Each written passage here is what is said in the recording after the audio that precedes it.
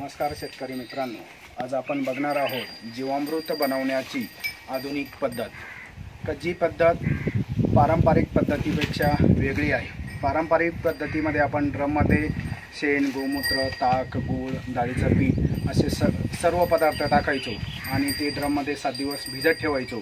दर दिवसाला 2 वेळेस सकाळ संध्याकाळ आपल्याला ते द्रावण हलवावं लागायचं आणि त्याच्यानंतर ते आपण पिकांना टाकणं पण अतिशय त्रासदायक होतं। हातांचा वास यायचा, दुर्गंध यायचा आणि त्याच्यामुळे सगळे शेतकरी मित्र, मी स्वतः पण या ड्रमच्या पद्धतीला, जीवामृत बनवण्याच्या पद्धतीला कंटाळलो होतो। पण नुकताच काही संशोधनाअंती ॲडव्हान्स जीवामृत कसं बनवलं जातं याचं थोडंसं प्रशिक्षण घेतलं आणि त्याच्यानंतर ॲडव्हान्स जीवामृत मी स्वतः बनवायला लागलो। माझी स्वतःची 1 एकर द्राक्ष बाग आहे। बाकीचे कांदे, सोयाबीन आणि इतर पिकं पण असतात, त्यांना मी जीवामृत देत असतो। आता आपण बघूया जीवामृत बनवण्याची अतिशय सोपी पद्धत। त्याच्यासाठी मी सुरुवातीला एक 7 ते 8 लिटर देशी गाईचं, माझ्याकडे देशी गाई आहे, त्यांचं गोमूत्र घेतलं। त्याच्यानंतर या दुसऱ्या बकेटमध्ये मी तांदूळ भिजत ठेवले आणि त्याचं पाणी घेतलं। इतर पारंपरिक पद्धतीमध्ये आपण डाळीचं पीठ घ्यायचो, पण आपण तांदळाचं पीठ घेतल्यानं त्याचे रिझल्ट मला चांगले वाटले। त्यानंतर 6 तासाच्या आतलं देशी गाईचंच मी शेण घेतलं।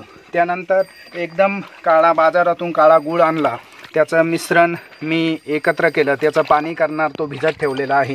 नंतर पाणी करून हे द्रावण मी टिपात टाकणार आहे। अतिशय काळा गूळ, 2 रुपये जास्त लागले तरी चालतील, पण आपण पिवळा गूळ न घेता काळा गूळ घ्यावा।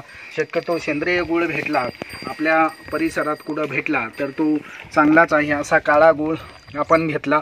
त्यानंतर दही लावलं, 1 लिटर दुधाचं दही लावलं आणि त्याच्यानंतर त्याच्यामध्ये काही पाणी ॲड करून त्याचं घुसळून ताक बनवलं आणि ते ताक साधारणतः 1 लिटर दह्याचं जेवढं ताक 3-4 लिटर पाणी टाकून ताक बनवलं जातं। त्याच्यानंतर मी घेतलं हे EM1 कल्चर, का जे मला प्रत्येक टिपाला 100 ml एवढं द्यायचं आहे, त्याच्यासाठी मी हे घेतलेलं आहे। त्यानंतर आता मी काय करणार, हे सर्व हे टीप मी आता पाण्यानं भरून घेतलेलं आहे, थोडंसं खाली ठेवलेलं आहे आणि ह्या टिपामध्ये आता मी हे सगळं मिश्रण ओतणार आहे। सुरुवातीला आपण टाकूया गोमूत्र।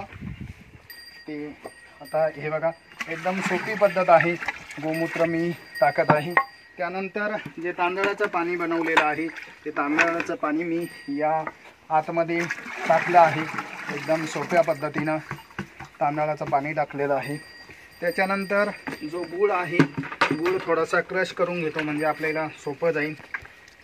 मी हा काळा गूळ घेतलेला आहे, तो अतिशय चिकट अशा प्रकारचा आहे। साधारणतः 35 ते 40 रुपये किलोनं बाजारात चांगला काळा गूळ भेटतो। जेवढा काळा असेल त्याचे रिझल्ट चांगले येणार। चांगला मी मिक्स करून घेतला आणि आता मी टिपात तो सोडतो आहे।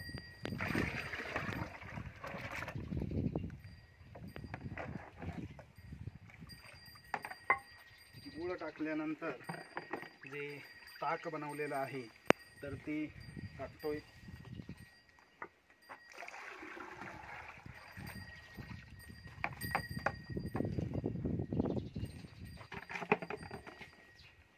आता मला शेण टाकायचं आहे।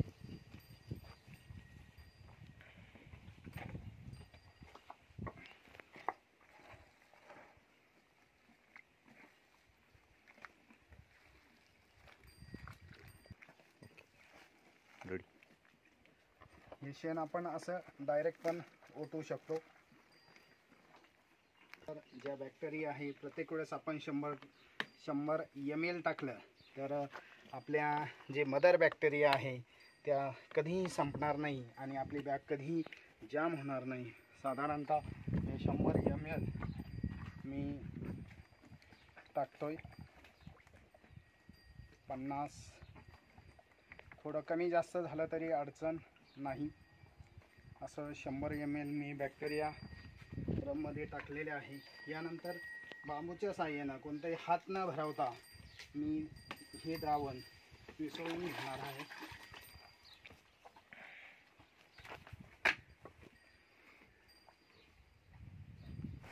बांबूच्या साहाय्याने कोणताही हात घालण्याची आवश्यकता नाही. थोडंसं रॉ मटेरियल मोठं गेलं तरी अडचण नाही. बांबूच्या साहाय्यानं मी फक्त शेण वगैरे डायरेक्ट ओतलेलं आहे म्हणून थोडंसं हलवून घेतोय. आणि जर फारच मोठा काडी कचरा असा गवत वगैरे असेल तर तो चाळणीने किंवा आपण हाताने असा काढून टाकावा, किंवा आपल्या चाऱ्याचे मोठे वेस्टेज जर गेले तर ते आपण काढून टाकले तर तेवढं आपली बॅगची लाईफ वाढेल आणि 8-10 वर्ष आपल्याला बॅग परत काही करावं लागणार नाही. अशा पद्धतीने हे द्रावण फक्त हलवून घेतलं आणि नंतर आता मी तिकडं टाकीच्या उजव्या बाजूला जो वाल्व आहे तर तो आता ओपन करणार आहे. साधारणतः एक 5-10 सेकंदामध्ये सगळं मटेरियल आता जाणार आहे. हा वाल मी आता ओपन करतोय. बघा सगळं मटेरियल काही न करता आतमध्ये चाललेलं आहे. तुम्ही टिपाकडे बघा. थोडंसं आपण नंतर खालचं काही गूळ वगैरे किंवा काही राहत असेल तर त्याच्यासाठी असं थोडंसं ढवळून देऊ शकतो. बस 10 ते 15 सेकंदाचा सगळा खेळ आहे.